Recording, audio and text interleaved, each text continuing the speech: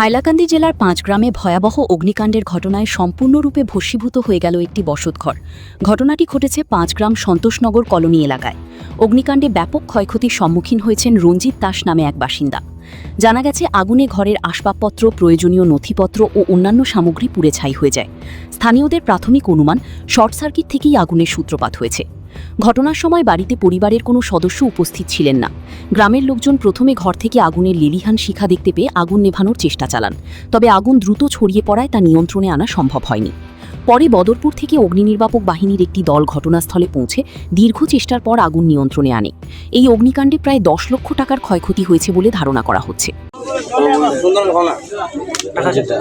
টাকা কেমন আছে? 3.5 lakh.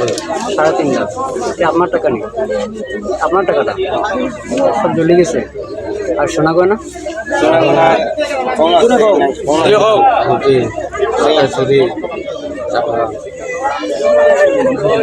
Fire and emergency services team এসেছে, কিন্তু দুঃখের বিষয় এই গ্রামের ভিতরে আমরা গাড়ি নিয়ে ঢুকতে পারিনি, ফায়ার অ্যান্ড ইমার্জেন্সি সার্ভিসের গাড়ি। তারপরে আমরা আমাদের যে পেট্রোল পাম্পটা রয়েছে, পাম্পটা ওখানে বসিয়ে গ্রামের মানুষের সহযোগিতায় আগুনটা নিভানো গিয়েছে। একটা ঘর কিন্তু আমরা বোঝাতে পারিনি, বাঁশ বেদের ছিল, টিনের ছিল, সঙ্গে যে কটা ঘর ছিল ওইগুলো বেঁচেছে, কিন্তু দুইটা ঘর, একটা পার্সিয়ালি ড্যামেজ হয়েছে, একটা ফুললি ড্যামেজ হয়েছে। আমরা যেটা দেখেছি বা আমরা যেটা পেয়েছি সেটা হলো 1.5 লাখ টাকা ক্যাশ টাকা ওটা জ্বলেছে এবং উদ্ধার হয়েছে, কিন্তু ওটা চলবে নাকি ব্যাংকে জমা দিতে হবে, ওদেরকে আমরা বলে দিয়েছি রিপোর্ট নিয়ে ব্যাংকে যাওয়ার জন্য।